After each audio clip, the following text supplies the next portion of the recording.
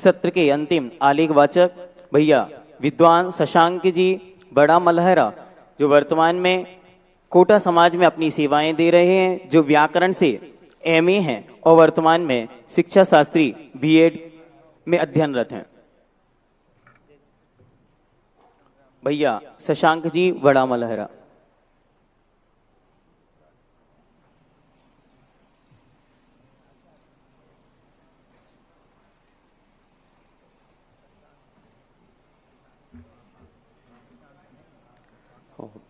ओम।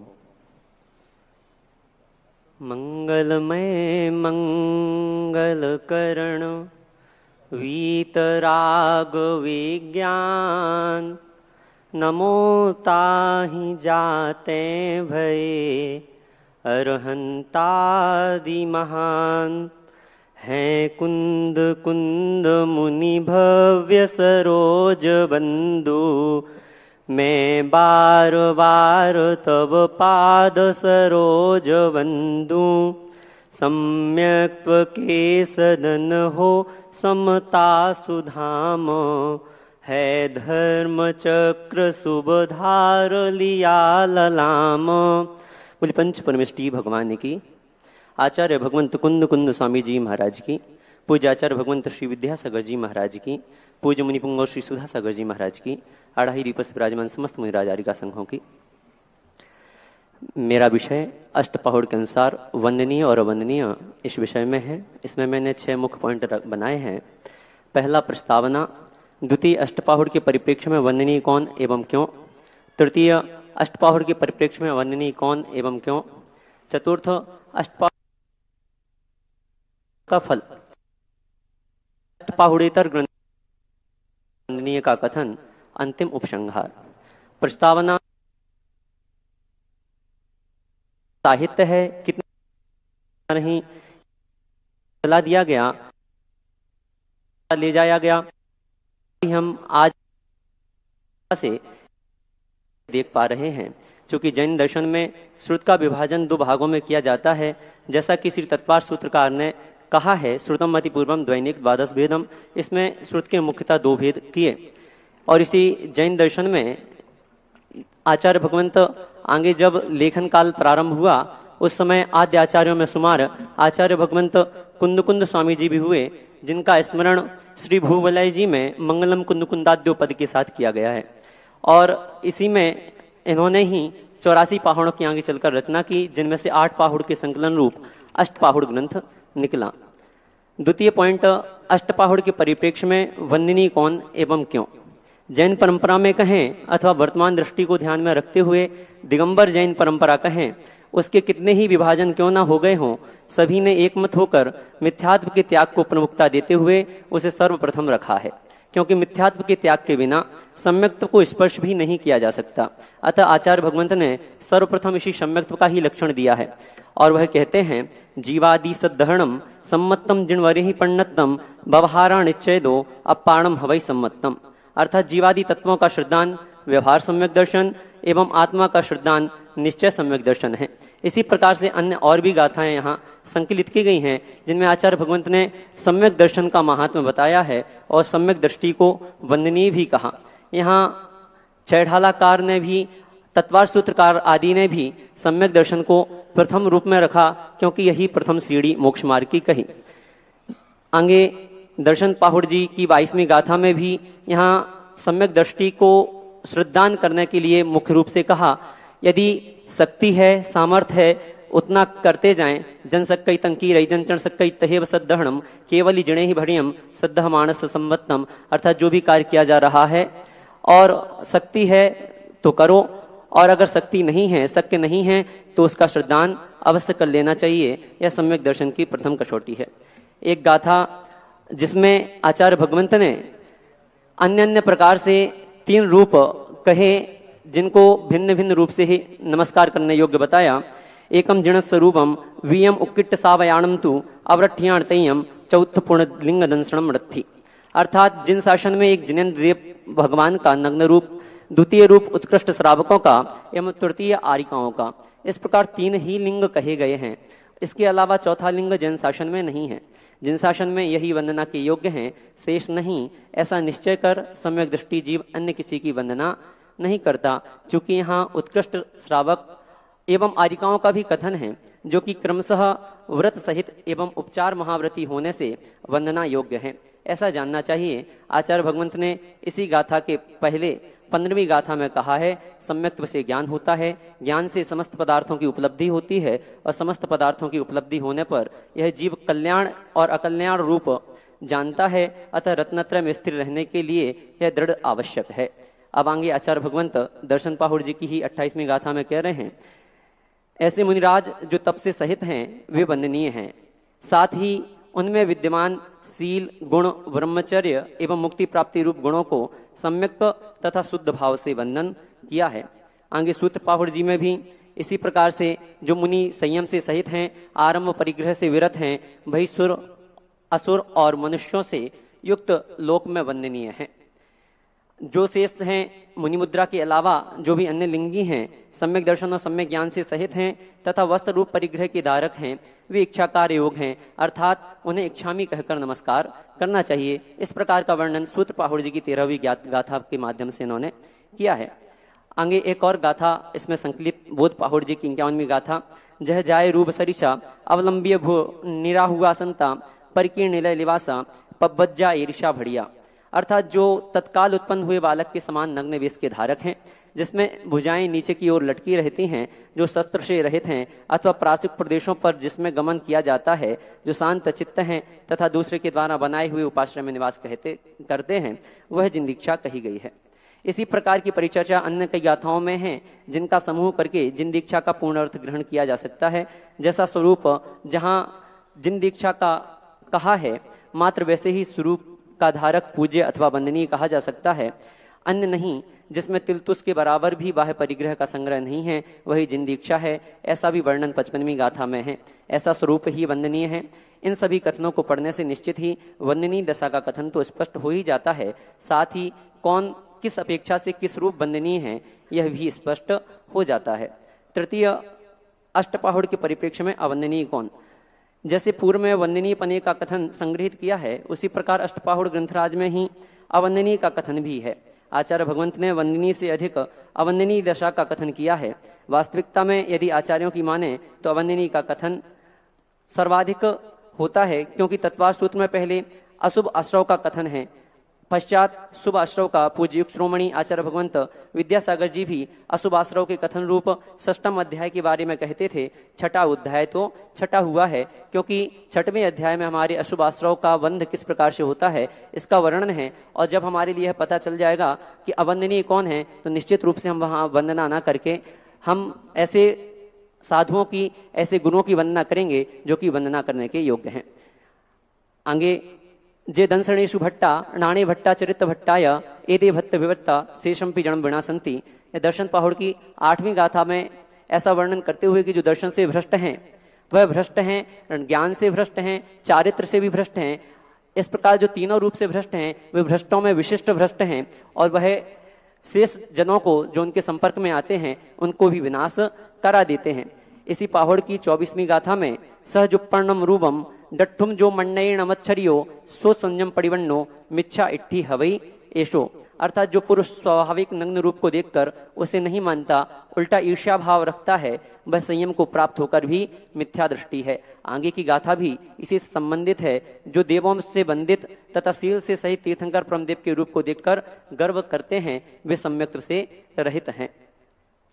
आगे दर्शन पाहुड़ की 27वीं गाथा रणवी देहो बंदित जय आदि कह करके यहाँ आचार्य भगवंत कह रहे हैं कि यहाँ शरीर की वंदना नहीं की जाती, यहाँ ना कुल की वंदना की जाती है, तो मैं किस गुणहीन की वंदना करूं, क्योंकि गुणहीन मनुष्य ना तो मुनि ही होता है ना श्रावक ही होता है। सुत्तत्त पैमिणट्ठो मिच्छा डिट्ठी हु सुमणे यब्बो खेडे विणकायब्बम पाणिपत्तम सचेलस्स, अर्थात जो जिनागम के पद और अर्थ दोनों से भ्रष्ट हैं, अर्थात उसकी श्रद्धा से रहित हैं, वह स्पष्ट ही मिथ्या दृष्टि हैं। वस्त्रधारी गृहस्थ को क्रीड़ा में भी पानी पात्र में आहार नहीं कराना चाहिए और ना ही साधु समझकर उसे पानी पात्र में आहार देना चाहिए, क्योंकि सूत्र और पद से रहित रुद्रादि के समान रिद्धिमान होने पर भी वह स्वर्ग तो जाता है, परंतु वहां से आकर करोड़ों भाव धारण करता है, परंतु मोक्ष को प्राप्त नहीं कर सकता, वह संसारी ही कहा गया है। यहाँ एक और बात आचार्य भगवंत ने स्पष्ट की है कि जो मुनि खूब उत्कृष्ट चर्या के धारक हों, जो मुनि सिंह के समान निर्भय रहकर उत्कृष्ट चारित्र का पालन करते हैं, अनेक प्रकार के परिक्रम व्रत उपवास आदि करते हैं तथा आचार्य आदि के पद का गुरुतर भार संभालते हैं, परंतु आगम की आज्ञा का उल्लंघन करते हैं, मनचाही प्रवृत्ति करते हैं, वे पाप को प्राप्त होते हैं एवं मिथ्या दृष्टि कहलाते हैं। आगे यहाँ जो परिग्रह आदि का मुख्य रूप से वर्णन किया, जहाँ किंचित रूप से भी परिग्रह मुनि मुद्रा में प्रवेश नहीं होता है, उस परिग्रह को भी किंचित रूप से भी आचार्य भगवंत ने स्वीकार नहीं किया और उन्हीं की परिपाटी को ध्यान में रखते हुए आचार्य भगवंत उमा स्वामी आदि ने भी उसको ध्यान में रखा और परिग्रह की परिभाषा आचार्य भगवंत उमा स्वामी जी ने मूर्छा परिग्रह रूप में दी, जिसका अर्थ ममत परिणाम ही परिग्रह है। जहाँ भले ही कुछ भी ना हो, यदि मन में परिणाम आ जाता है तो वह भी परिग्रह की कोटि में आएगा। चतुर्थ पॉइंट, अष्टपाहुड़ के परिप्रेक्ष्य में अवंदनीय की वंदना का फल। जैसा कि पहले ही कहा जा चुका है कि जिसके पास जो होता है वह वही देता है। जो चारित्र से पतित है वह किसी को चारित्रवान कैसे बना सकता है। गणेश प्रसाद जी वर्णी का गुण छोड़ने वाले दृष्टांत से सभी श्रोता परिचित ही हैं, अतः यह तो सामान्य सी बात है। अष्टपाहुड़ जी में चूंकि परिप्रेक्ष्य धर्म है, अतः यहाँ धर्म में वर्णित परिचर्चा के आधार पर चतुर्गति रूप फल को दर्शाया है। यहाँ तक जो दर्शन ज्ञान एवं चारित्र से च्युत हैं, टीकाकार ने तो उन्हें उनके लिए आहार आदि देने का भी निषेध किया है। दर्शन पाहुड़ की द्वितीय गाथा की टीका में कहा जा रहा है, दंसन हीणो न वंदिव्यो दर्शन हीन सम्यक्त्व रहितो न वंदितव्यो नैव वंदनीयो माननीय अन्नदानादिकम अपि न देयम उक्तंच मिथ्याद्रग्भो दददानम दाता मिथ्यात्व वर्धकः। तात्पर्य यही है कि मिथ्या दृष्टि को दिया गया दान मिथ्यात्व का ही वर्धन करेगा, यह निश्चित ही है। इसलिए तो सुपात्र को दान देना कहा गया है। यहाँ आज इसी प्रकार आगे 8वीं गाथा में भी कहा है, आज लोग ऊपरी दिखावे को, वात्सल्य को अच्छा जान लेते हैं। अनेकों बार ऐसा सुनने में आ जाता है कि हमारे नगर में इस संघ के मुनिराज आए थे, वह अन्य मुनिराज को नमस्तु करने नहीं गए, उनसे नहीं मिले, चूंकि वह बात भिन्न है कि यह सब कहने वाले धर्म से अनभिज्ञ जन हैं।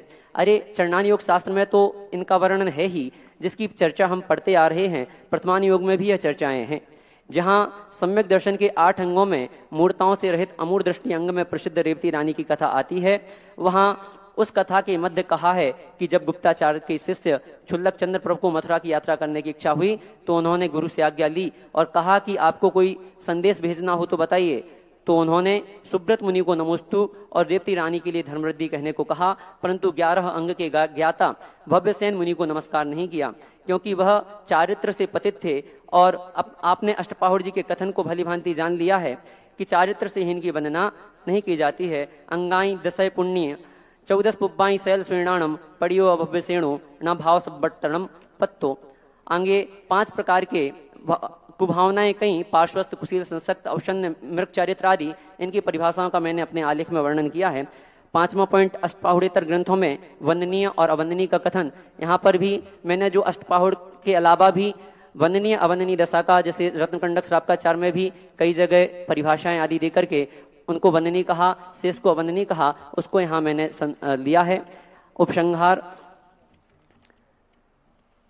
यहाँ जिस प्रकार से हमने आलेख में जाना कि जो मुनि हैं वह किस प्रकार से वंदनीय हैं, कौन अवंदनीय हैं, यदि हम देखें वास्तविकता में तो आज अनेकों प्रकार से जिज्ञासाएं उत्पन्न होती रहती हैं। यह तो निश्चित ही है कि सम्यक को दृढ़ करने के लिए समीचीन स्वाध्याय से बड़ा अस्त्र कोई नहीं है, निर्माण और कोई अस्त्र नहीं है। अभी कुछ समय पूर्व जब पूज्य मुनि श्री के पास जिज्ञासा एक आई थी कि मंदिरों का निर्माण या चरण, जिनवाणी मंदिरों का निर्माण और चरण स्थापित करने की, उसमें भी पूज्य मुनि श्री ने यही कहा था कि मैं तो चाहता हूं कि मैं तो अपने आगम के द्वारा यह बात कह देता हूं, निर्णय करना, मानना ना मानना आप समाज का काम है। समाज थोड़ा विवेक से काम करे, थोड़ा सा साधुओं के प्रति भी इतनी अंधी ना हो जाए कि तुम आगम भूल जाओ। इसलिए मेरा कहना है कि तुम खुद आगम का अध्ययन करो और पढ़ो और देखो कि जो साधु कर रहा है आगम में कहाँ लिखा है, आगम में कहाँ आया है, क्या कभी हुआ है। यहाँ ध्यातव्य यही है कि स्वाध्याय के द्वारा ही हम जैन धर्म में आई हुई आ रही शिथिलताओं को रोक सकते हैं। यदि स्वाध्याय नहीं होगा तो किसी के द्वारा कुछ भी कहे जाने पर उसको यथावत मान लिया जाएगा, जो कि मिथ्यात्व का द्योतक है, अतः स्वाध्याय आवश्यक है। कुछ लोगों द्वारा ऐसा भी तर्क दिया जाता है कि एक दो ग्रंथ पढ़ लिए और अपने आप को ज्ञानी मानने लगे, मुनियों के ऊपर उंगली उठाने लगे। हाँ, यह तो निश्चित है कि एक दो ग्रंथ पढ़ लेने से कोई पूर्ण ज्ञानी नहीं होता, परंतु एक एक ग्रंथ पढ़ने से नियम से ज्ञानी हुआ जा सकता है। ग्रंथों में हमारे आद्य गुरुओं द्वारा ही उल्लेख किया गया है, हमें उनकी बात अवश्य ही माननी चाहिए। कहा जाता है, ये गुरुम नैव मन्यन्ते तदुपास्ति न कुर्वते अंधकारो भवित्येषाम मुदितेपि दिवाकरे। जो गुरु को नहीं मानते हैं और ना उनकी उपासना करते हैं, उनके सूर्योदय होने पर भी अंधकार बना रहता है, अर्थात मिथ्यात्व बना रहता है। मिथ्या दृष्टियों को पहचानने का एक कारण है, और एक कारण और है जो कि आचार्य समंत भद्र स्वामी स्वयं स्तोत्र में वर्णन करते हैं। ए परस्खलितोन निद्रा स्वदेशे निमीलिनः तपस्विन नस्ते किम कुर्यु रपात्रम तन्वत श्रियः। अर्थात जो दूसरों के छोटे छोटे से दोष ढूंढने में सदा जागृत रहते हैं और अपने हाथी जैसे बड़े बड़े दोषों के प्रति नेत्र बंद कर लेते हैं, वे मोक्ष मार्ग में क्या कर सकते हैं? हे भगवान, वे आपके मत धर्म रूपी लक्ष्मी के अपात्र हैं। जैन धर्म का अंश भी अभी उनकी आत्मा में जागृत नहीं हुआ है। उपरोक्त कथनों को समझकर मिथ्यात्व को छोड़ने का प्रयास करना चाहिए, यथाशक्ति स्वाध्याय में रुचि जागृत करना चाहिए, जिससे हम जिनागम में दृढ़ हो सकें और मिथ्यात्व को छोड़कर पूज्य अपूज्य का निर्णय कर सम्यक दर्शन को दृढ़ करते हुए ज्ञान एवं चारित्र में दृढ़ होते हुए स्वयं भी पूज्यत्व पने को प्राप्त हो। ऐसी मंगल भावना के साथ बोलिए द्वादशांग जनवाणी माता की। यदि किसी को कोई जिज्ञासा हो। आदरणीय विद्वद्वर, आपके आलेख में एक प्रसंग आया कि आचार्य कुंद महाराज ने दर्शन से भ्रष्ट साधुओं के लिए आहार आदि का निषेध किया है। वहीं जब हम उनके रैंट सार जी ग्रंथ को पढ़ते हैं, उन्होंने वहां पर भी बहुत सारे प्रसंग दिए, लेकिन एक प्रसंग उन्होंने वहां दिया कि यदि आपके चौके में कोई साधु आ जाता है तो फिर उसके आगे कोई विचार नहीं करना, आप आहार कराना। तो क्या इस प्रकार के प्रसंग को वहां पर लेकर के आचार्य महाराज ने आगम के अनुसार आहार के आदेश दिया है? कि इस विषय में मैं अधिक नहीं बोलूंगा, लेकिन फिर भी वहां साधु शब्द का, जैसे आपने ही कहा कि साधु शब्द का उल्लेख किया है और मिथ्या दृष्टियों को साधु नहीं कहा गया, तो हो सकता है इस विषय में भी मैं पूज्य मुनि श्री से ही निवेदन करूंगा कि वो इस विषय में प्रकाश डालें।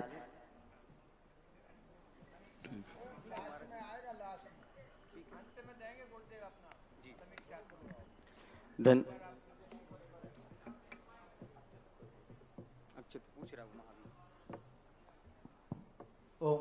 हाँ भैया, मेरा प्रश्न यह है कि आचार्य कुंद भगवान ने दर्शन पहाड़ में 18वीं गाथा में बताया कि 3 लिंग नमस्कार करने योग्य हैं, लेकिन आगे जब सूत्र पहाड़ आया तो उन्होंने 13वीं गाथा में बताया कि जो शेष लिंग रह गए हैं, अवशेषाजे लिंगी दंसन नाणी सम संयुक्ता चेलिनिया परिगैया ते भणिया इच्छित जाए।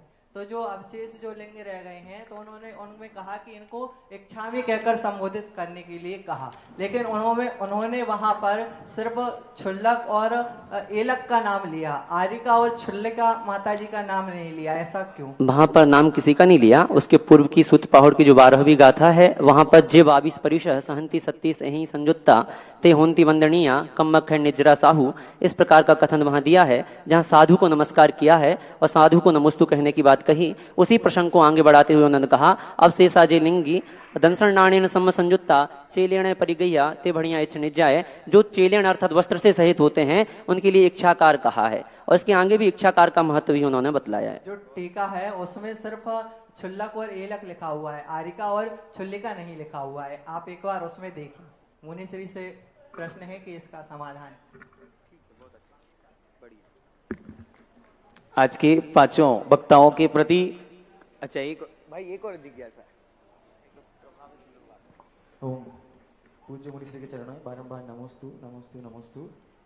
हमारी जिज्ञासा ये है कि पूज्यवर कुंद स्वामी ने जो 3 वंदनीय स्थान बताए हैं, मुनि, श्रावक, उत्कृष्ट श्रावक और आरिका माता जी, तो उसमें उन्होंने सबसे पहले मुनि को नमस्कार किया और दूसरे नंबर पे श्रावक को, तीसरे नंबर पे आरिका माता जी को।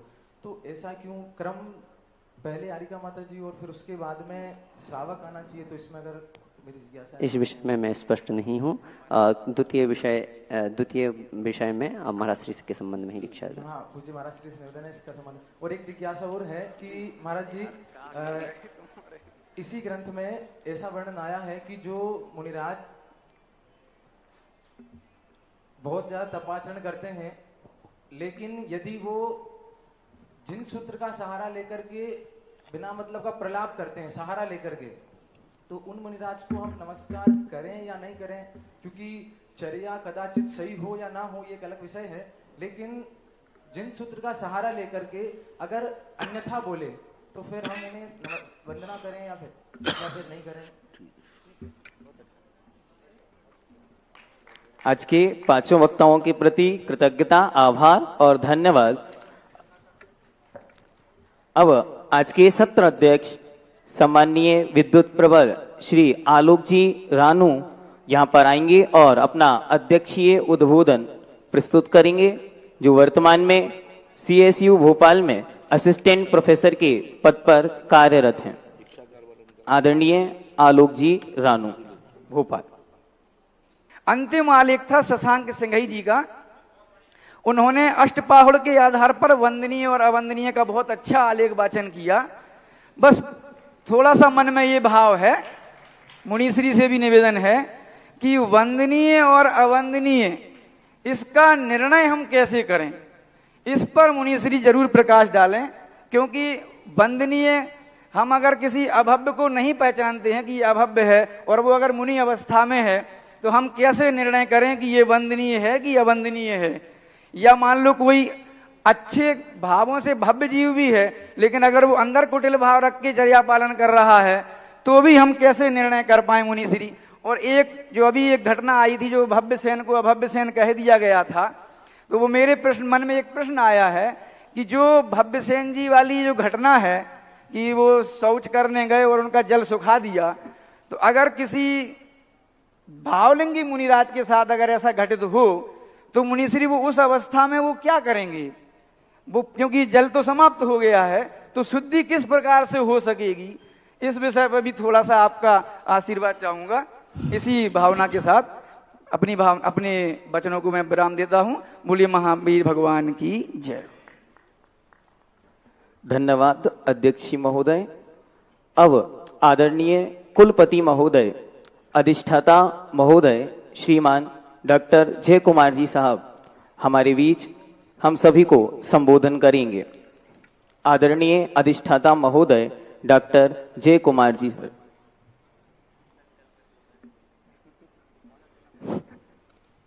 अज्ञानतिमिरान्धानां ज्ञानाञ्जनशलाकया चक्षुरुन्मीलितं येन तस्मै श्री गुरुवे नमः। आज इस युवा विद्वत संगोष्ठी में अनेक आलेखों का वाचन हुआ, उस पर बड़ी संयुक्त टिप्पणी आज के सत्राध्यक्ष जी कर चुके हैं, उस पर मुझे कुछ नहीं कहना है। तीसरी बात अभी वंदनीय अवंदनीय की आई, तो पूज्य श्री मैं तो ये समझता हूं कि द्रव्यलिंग ही वंदनीय है, क्योंकि भावलिंग की पहचान हम बिल्कुल कर नहीं सकते। इसलिए आचार्य समंत भद्र ने उद्यायन नाम के राजा का जो उल्लेख किया है, उन्होंने मिथ्या दृष्टि देव जो केवल द्रव्यलिंग मुनि का धारण किए हुए है उसको आहार दिया, उसे सम्यक दर्शन के एक अंग में प्रसिद्ध के रूप में उल्लेख किया। ये बहुत गंभीरता से समझने की आवश्यकता है। दूसरे कह रहे थे यहाँ कि जिसके पास जो नहीं है वो नहीं दे सकता। कम से कम मैं ये मानता हूं, एक डॉक्टर खुद रोगी है लेकिन वो दूसरों को दवाई दे करके उसका रोग दूर कर सकता है। और ये आचार्यों का कथन है, उपजात रुजोपेश धार्मिकाणाम विषक्तमा। ऐसे अनेक समय आए हैं जब किसी मुनि ने मुनि धर्म को स्वीकार करने के पहले वस्त्रधारी से कुछ ग्रहण किया है और बाद में उसी को दीक्षा दी है, तो उसका भी कल्याण किया। लेकिन अपना भी तो ये कभी कभी हमें ये जरूर देखना चाहिए, अभव्य मिथ्या दृष्टि मुनि जो ग्रैवेयक तक चला जाता है, उसके उपदेशों से अनेक भव्य न तरे हों, ऐसी बात नहीं है। अनेक भव्यों का उपकार हुआ है। दूसरा सम्यक दृष्टि वंदनीय है, जो शुरू में ही कहा शशांक जी ने, कितने ही अच्छा लेख हो, कितनी ताली बजाना, लेकिन सम्यक दृष्टि मात्र वंदनीय नहीं है। अदरवाइज क्या होगा कि फिर जो वैमानिक देवों में सम्यक दृष्टि देव हैं उन सबको हम वंदनीय कहना शुरू कर देंगे। तो वंदनीय तो जो है वो जो लिंग बताए वही वंदनीय है, उसके अलावा जो है सम्यक दर्शन मात्र होने से कोई वंदनीय नहीं हो जाता है। मैं पूज्य श्री के चरणों में विनम्र नमोस्तु निवेदन करता हुआ विराम लेता हूं। आप सबको जय जय। आदरणीय कुलपति महोदय, बहुत बहुत धन्यवाद। और इसी के साथ हम सभी ने आज 5 आलेखों को यहाँ पर सुना और उन सब की एक विस्तृत समीक्षा के रूप में इस सभा के सभापति परम पूज्य हम सबके हृदय सम्राट पूज्य गुरुदेव के चरणों में बारंबार नमोस्तु निवेदित करते हुए निवेदन करते हैं कि हे गुरुदेव हमें अपना मंगल उपदेश प्रदान करें। नमोस्तु गुरुदेव, नमोस्तु गुरुदेव। ओम नमः शिवाय। कोई भी चीज अध्ययन की जाती है, अध्ययन करने के बाद जब उसे हम लिखते हैं तो 2 रूप में लिखना चाहिए। एक नोट्स बनाया जाता है, नोट्स में जो लिखा है उसको यथावत लिखो, और जब लेख के रूप में लिखते हैं तब उसके लिए अपन ने देखा वही तत्वार सूत्र है, वही तत्वार सूत्र के ऊपर पूज्यवर पूज्यपाद स्वामी ने टीका लिखी और उसी टीका के ऊपर वार्तिक बनाकर पूज्यवर अकलंक स्वामी ने राजवार्तिक लिखी। तो उन्होंने मात्र सर्वार सिद्धि को संकलित नहीं किया, सर्वार सिद्धि को विस्तृत किया। जैसे अभी ढंग साहब कह रहे थे जय कुमार जी कि एक शोध लेख बनना चाहिए। शोध का अर्थ तुमने उसमें क्या शोधा है, क्या स्थिति बनाई है। निश्चय व व्यवहार शब्द का अष्टपाहुड़ में जो उल्लेख है सभी जगह नए के रूप में ही उल्लेख आया हो सो बात नहीं है, व्यवहार के रूप में। निश्चय शब्द निर्णय के रूप में भी आया है। निश्चय नय अलग है और निश्चय निर्णय अलग है। व्यवहार नय अलग है और व्यवहार अलग है।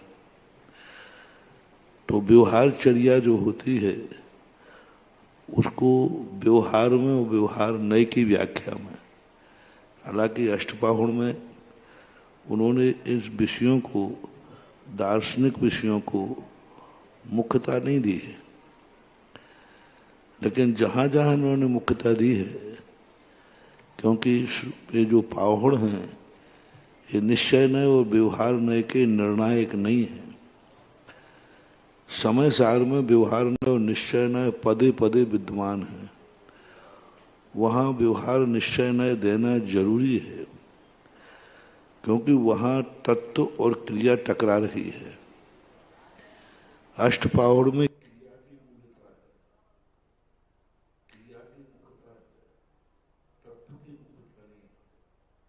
समय सार में तत्व और क्रिया दोनों टकराते हैं। तत्व का जब निर्णय होता है स्वचतुष्टय से होता है, और क्रिया का जब निर्णय होता है पर चतुष्टय से होता है।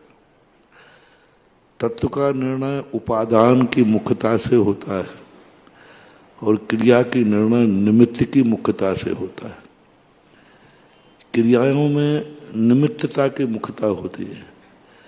जब उसी निश्चय नय को, वस्तु को हम क्रिया में लाते हैं तो निमित्त से निश्चय की सिद्धि होती।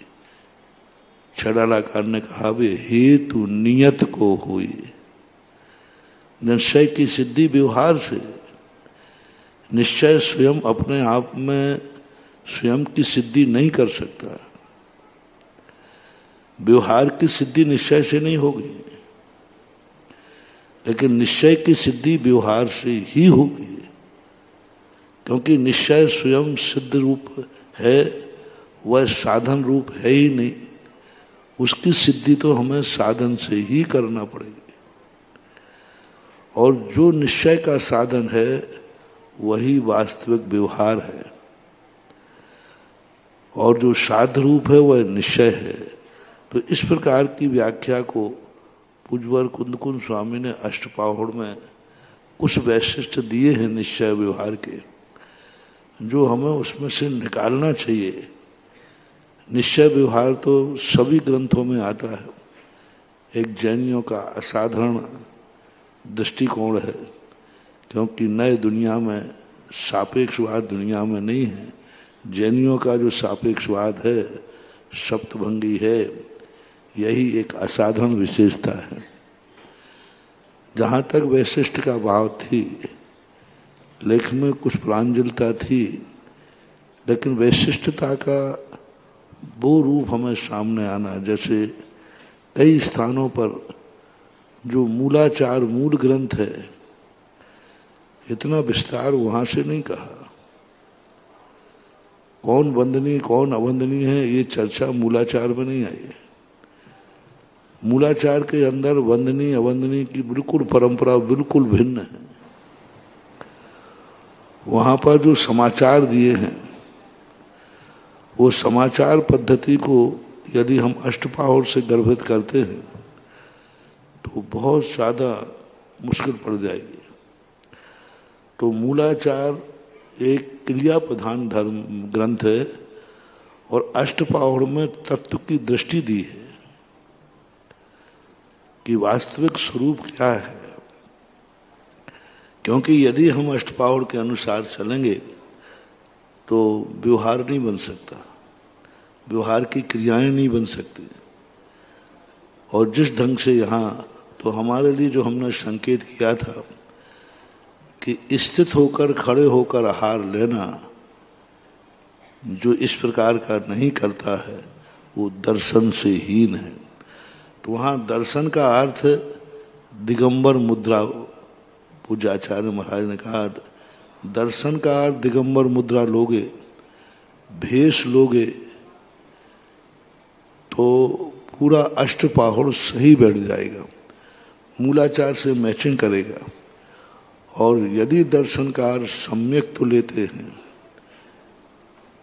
और सम्यक की परिभाषा में सम्यक तो से भ्रष्ट संज्ञा नहीं की कहीं, पूरे अष्टपाहुड़ में सम्यक दर्शन से भ्रष्ट कोई है इस शब्द का प्रयोग नहीं किया, क्योंकि सम्यक दर्शन से भ्रष्ट कभी कोई होता ही नहीं है। सम्यक दर्शन से रहित होता है, भ्रष्ट नहीं होता। सम्यक दर्शन से रहित होना और सम्यक दर्शन से भ्रष्ट होना अपने आप में बहुत अंतर है। किसी भी आगम में सम्यक दर्शन से भ्रष्ट कोई होता है, भ्रष्ट शब्द का प्रयोग नहीं किया, रहित शब्द का प्रयोग किया है। सम्यक तो विहीन, सम्यक तो से रहित, दृष्टि से रहित, ये शब्द कुंद कुंद भगवान ने समय सार में भी लिया है। तो हमें अष्टपाहुड़ की व्याख्या को हमने इसलिए दिया पढ़ने को, अष्टपाहुड़ में आ गया इसी को लेकर के अपना सिद्धांत नहीं बनाना, हमें सिद्धांत को आगम से मैचिंग करना है। एक बार पंडित जी साहब कैलाश चंद्र जी शास्त्री ने बहुत अच्छा एक बात सुनाई थी वाचना के दौरान, कि जब लोगों ने कुंद कुंद की दलीलें देना शुरू किया कि कुंद कुंद महाराज ये बोल रहा है, कुंद कुंद महाराज ये बोल रहा है, तो पहली बात तो उन्होंने कहा कि कुंद कुंद महाराज को सारे आचार्यों से अलग मत करो, वो भी दिगंबर आचार्य थे, और कुंद कुंद भगवान से सभी आचार्यों को अलग मत करो, और यदि अलग करते ही हो तो एक आचार्य की विचारधारा पर हम सारे आचार्यों का बलिदान नहीं कर सकते। यदि मान लीजिए कहते भी हैं तो एक आचार्य की मान्यता पर हम सारे आचार्यों का बलिदान नहीं कर सकते। एक अष्टपाहुड़ की कोई गाथा का यदि कोई अर्थ निकलता है तो हम मूलाचार का बलिदान नहीं करेंगे, क्योंकि मूलाचार मुख्य है। ये तो उसका निकाला हुआ अंश है। इसलिए जहां इन्होंने कहा सम्यक से रहित, अब देखो, दंसन हीनो न बंदी दब्बो, सम्यक्त हीनो बंदो दब्यो नहीं कहा। जहां भ्रष्ट कही तो दर्शन कहा, हीन कहा तो दर्शन हीनो कहा, यानी सबस्तधारी वंदना के योग्य नहीं है। वंदना की परिभाषा भी बता देता हूं। सम्यक्त विहीन शब्द का प्रयोग नहीं किया उन्होंने। और असंजदो न बंदी दब्बो ये प्रयोग किए। तो हमारे लिए वैशिष्ट में कुछ ऐसी चीजें शोध के लाना है जो लोग या तो मूलाचार को उठा के देखें या मूलाचार की उन बातों से मैचिंग करें कि देखो यहाँ इस रूप में किया है लेकिन इस रूप में होता है। और बाकी जो आगे के जो विषय था वैशिष्ट की बात, प्रतिमाओं के ऊपर कुंदकुंद स्वामी ने प्रतिमाओं का मात्र नाम उल्लेख किया, इससे ज्यादा वो उन्होंने कुछ किया नहीं। लेकिन श्रावक धर्म के संबंध में बहुत बार उन्होंने उपयोग किया। श्रावक धर्म के जब आवश्यक बताए हैं तो दान पूया मुखो सावो धम्मो, ये कुंदकुंद स्वामी का ही वचन है। तो ऐसे कई स्थानों पर उन्होंने श्रावकों की क्रियाओं का वर्णन किया है, श्रावकों के आचार विचार को भी बताया है। लेकिन प्रतिमाओं का वर्णन जो है कुंदकुंद भगवान ने नाम लेके किया, हालांकि उन्होंने बाहर से लाकर के उस लेख को पूरा करने का प्रयास किया है। व्यक्तित्व के संबंध में कुंदकुंद स्वामी का जहाँ तक व्यक्तित्व का सवाल है, ये गढ़ी हुई कहानियाँ उन्होंने साथ को लिया, इससे हमारे सर्वज्ञता पर, इतिहास पर प्रश्न चिन्ह उठता है कि जैसे कुंदकुंद की कहानी आपने गढ़ ली, ऐसी सारी कहानी गढ़ ली होंगी। कहीं उल्लेख ऐसा मिला नहीं है कि वो कौंडे इस नाम के ग्वाला थे और उन्होंने ये किया। तो जब ऐसी चीजों का उल्लेख करें तो ये बात ध्यान में रख के करें कि ये किंवदंतियां हैं, प्रमाणिकता नहीं। और वहां संदर्भ देना चाहिए। हमने ये पत्रिका में पढ़ा था, हमने किसी के प्रवचन में सुना था, उसको आप अपने लेख में बिना संदर्भ के कोड कर दें तो वह ठीक नहीं माना जाता।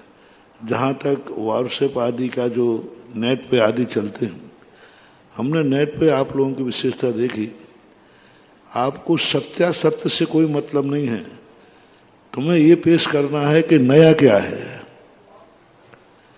जो आज तक नहीं दिया गया वो सबसे पहले मैंने दिया, बस ये सबसे ज्यादा नेट पे देने के लिए आप लोग लालायत थे। आपने यानी सारी दुनिया का जो पैटर्न दिया, सबसे पहले कौन देगा? नया, कुछ नया जो आज तक नहीं हो, नया। एक सज्जन मेरे पास ग्रंथों की, मुराद इतने ग्रंथ अप्रकाशित हैं, इतने ग्रंथ अप्रकाशित हैं, और बड़ा लेक्चर दिया उन्होंने। मैंने कहा भैया ये ग्रंथ जो आप नाम ले रहे हो अप्रकाशित नहीं है, ये प्रकाशन के योग्य नहीं है। हम उनको ढूंढ ढूंढ के ला रहे हैं जो पहले के पंडितों ने बैठ बैठ करके इन ग्रंथों को अप्रकाशन प्रकाशन के योग करके अलग कर दिया, क्योंकि उसमें ऐसी बातें लिखी हुई हैं कि जो आगम विरुद्ध बनती हैं, परंपरा विरुद्ध बनती हैं, धर्म के लिए बहुत खतरनाक बन जाएंगे। त्रिगुणाचार्य जैसा, त्रिगुणाचार्य श्रावक आ जाते हैं, ऐसे बहुत सारे ग्रंथ, लेकिन खोज के लाते हैं महाराज ये नया ग्रंथ है। अरे विद्वानों में उसी भंडार में खोजा, कितने सरस्वती भंडार ब्यावर में, झालरापाटन में ग्रंथ रखे हैं जो अप्रकाशित हैं, लेकिन पंडितों ने उन भंडारों को देखा है, लिस्ट बनाई है। अपन ये सोचते हैं हम कुछ नया खोजें, हम नए आचार्य पर टीका लेकिन कुछ करें, पर यह भी देखना चाहिए कि कहीं ये पहले अप्रकाशित के योग्य तो ऐसा तो नहीं कर लिया कि प्रकाशन के योग्य नहीं है। उसकी विषय वस्तु तो देखो क्या है, क्योंकि ऐसी बात नहीं थी जो पंडितों के ज्ञान से उजल रहे। और जो प्रसिद्ध वाचनालय हैं, प्रसिद्ध हैं, वहाँ से। तो ये वारसेवादी के प्रमाणों पे हमें ये देखना चाहिए, कहीं ऐसा तो नहीं दिया कि हमने कुछ नया खोजा। अब ये कुंदन और कुंदलता जो है, यह नाम पूर्णतः किसी भी प्रमाण से सिद्ध नहीं है। कौंडेस ग्राम वहाँ है तमिलनाडु में, लेकिन कुंदन और कुंदलता ये जो नाम है, ये मात्र वहाँ की परंपरा को, क्योंकि माता पिता के नाम को मिलाकर के बेटे के साथ जोड़ा जाता है, दोनों के मिलाकर के नाम नहीं रखा जाता। जब उन्होंने कहा कि वहाँ है परंपरा माता का पिता का नाम जोड़ करके, लेकिन वहाँ की परंपरा को जब हमने पता किया तो माता पिता के नाम को बेटे को नहीं रखते हैं, बेटे का नाम अलग और माता पिता का नाम जोड़ करके रखते हैं। माता पिता का आगे नाम जोड़ेंगे लेकिन उसका भी कोई ना कोई नाम होगा। तो ऐसी सिद्धि के लिए प्रमाणिकता की जरूरत होती है और उसके लिए हमें खोजना चाहिए, विचार करना चाहिए। अंतिम जो लेख का विषय था वंदनीय अवंदनीय, बड़ा डिस्कशन का विषय है और विशेष प्रकार के इसमें वंदना के जो पात्र बताए गए हैं, दो ही शब्दों का प्रयोग किया है हमारे यहाँ, वंदना शब्द, बंदामी शब्द। तो आगम के परिप्रेक्ष्य में बंदावी शब्द मात्र पंच परमिष्टि को ही प्रयोग है, अंचेमी, पूज्यमी, बंदामी, नमिष्यामी। ये सारे के सारे प्रयोग पूज्य पुरुषों के लिए ही किए गए, यानी पंच परमिष्टि को ही किया गया। सवस्त्र के लिए एलक क्षुल्लक नहीं लिखा, कुंद कुंद भगवान ने ऐसा नहीं लिखा है कि एलक क्षुल्लक को ही इच्छाकार किया जाए, वस्त्रधारी को इच्छाकार किया जाए। ना वहाँ आरिका का नाम लिया है, ना वहाँ किसी एलक क्षुल्लक का नाम लिया है। वस्त्र जहाँ है उसको इच्छाकार किया जाए, ये कुंद कुंद भगवान की धारणा है। वंदनी शब्द का जब वहाँ भी प्रयोग किया, नियम से मुनि महाराज को ही किया है। वंदनी शब्द का वंदना, वंदनी आदि सब पूरे अष्टपावड़ में, सब पूरे में मुनि महाराज को ही किया है। वस्त्रधारी को इच्छाकार किया है। अब ये फिर आरिकाओं को बदनामी का प्रयोग कब से चला? ये पूज्यवर शांति सागर महाराज के समय पर यह सारे निर्णय की बातें आई और ये खानिया चर्चा में भी इस बात पर प्रश्न उठाया गया था पूज्यवर आचार्य शिव सागर महाराज के समय पर, और पूज्यवर शांति सागर महाराज के समय भी ये प्रसंग आया। तो उस समय उन्होंने आरिका दीक्षा के संबंध में तो कोई उल्लेख मिलता नहीं कि पूज्यवर शांति सागर महाराज ने दीक्षाएं दी हैं। छुल्लिका के संबंध में एक मिलता है। ऐसा लोग का कहना था कि वो इसी इच्छाकार और बंदामी के विकल्पों के कारण से उन्होंने इस प्रकार की दीक्षाएं नहीं दी कि हम उनको इच्छाकार कराएं या क्या कराएं, नमोस्तु कराएं, तो ऐसा समाचार मिला नहीं। मूलाचार में इतना ही मिलता है, जो समाचार मुनियों का है वही इनका समझना चाहिए। अब उस समाचार के अनुसार ये मात मिलने पर उस समय ये निर्णय किया गया कि मूलाचार में लिखा है जो मुनियों को कहा इसी समाचार को आरिकाओं को जानना,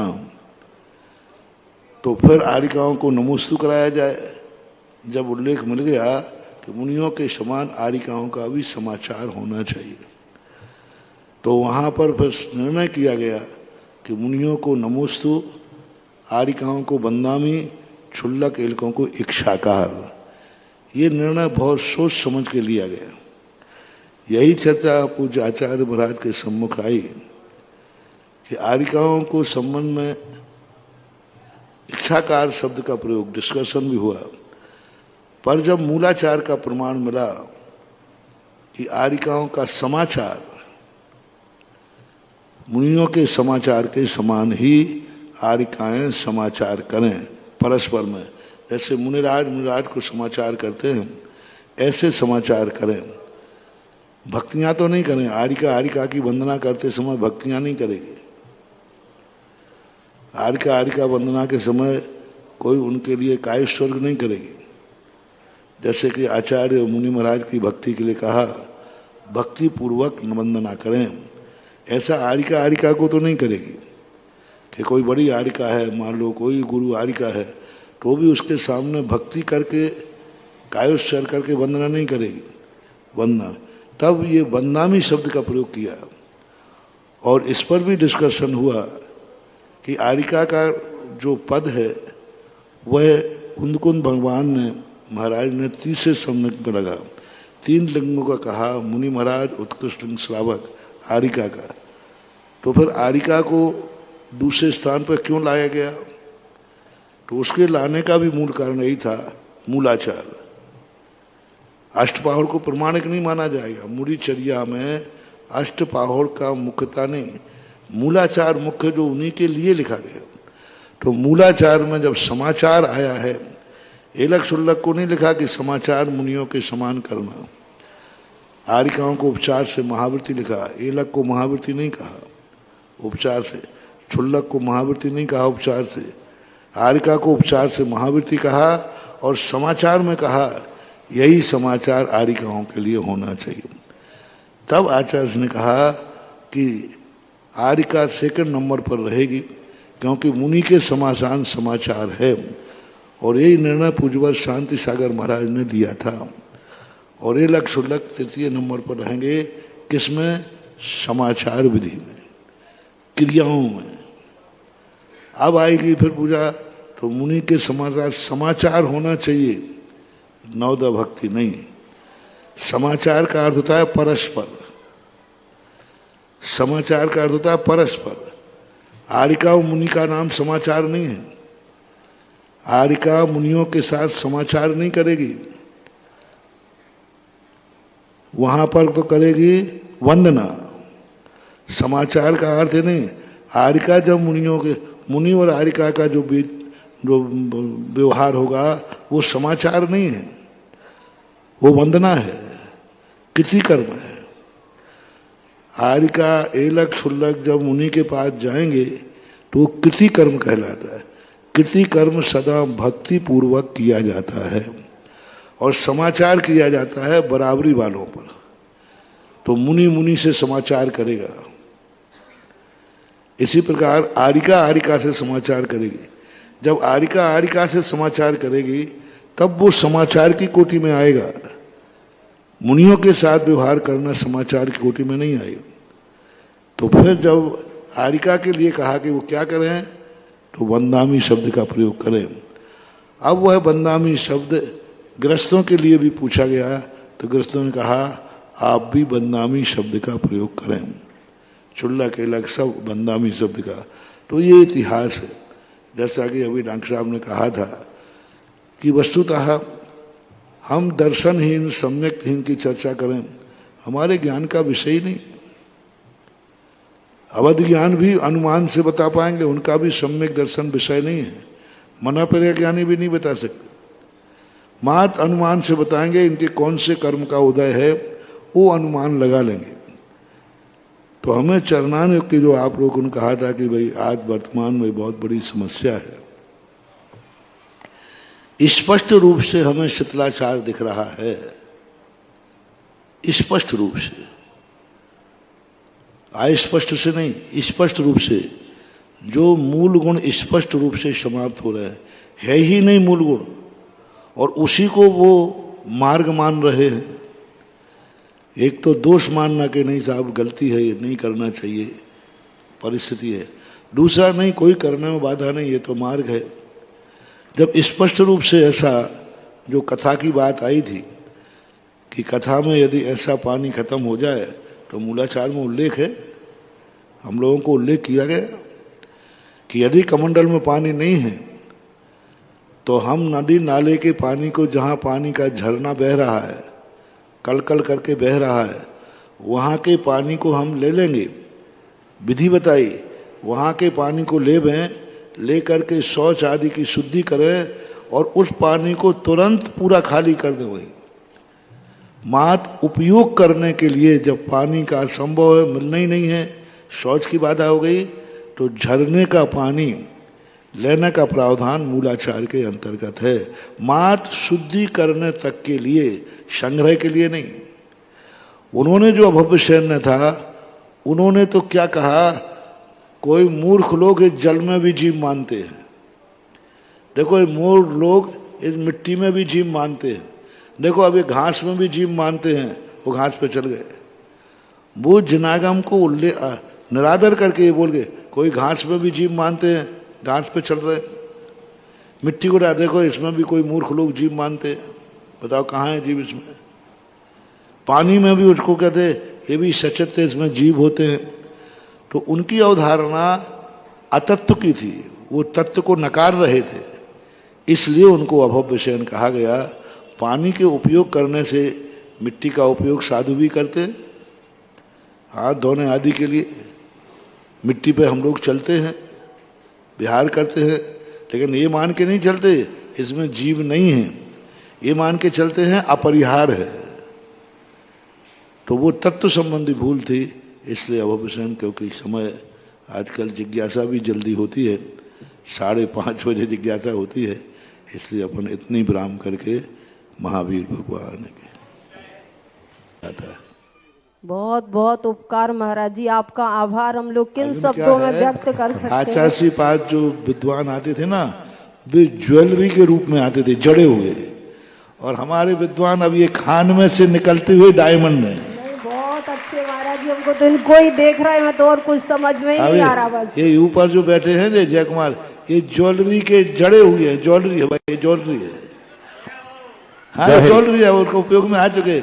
और ये लोग अभी खान में से निकले हुए हीरे हैं, इनको तराशा जा रहा है। देखा अभी छोटे छोटे बच्चे लेख बाँच रहे हैं।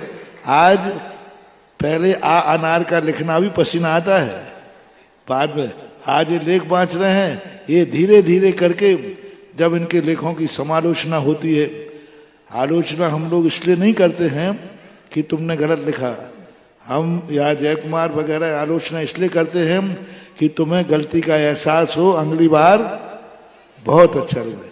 जब भी जिस लेख की आलोचना ना हो, समझ लेना मेरा लेख बहुत गलत है, और आलोचना हो जाए तो समझ लेना अगला लेख बहुत अच्छा होगा। ऐसे एक विद्वान जो थे ना महाराज जी, जो धोती पहन करके आए थे, तो उनको देखकर, धोती और दुपट्टा गमछा डाले हुए थे, उनको देखकर लगा कि ये तो सचमुच बनारस के विद्वान है, और ऐसा ही पंडित की ड्रेस होना चाहिए। अब ये क्या है, सब आधे पंडित हैं और आधे लेक्चरर हैं, इसलिए ऊपर कुर्ता पहना देते हैं। ऊपर तो पंडित जी है, नीचे पाजामा है तो लेक्चरर हैं, चलता है।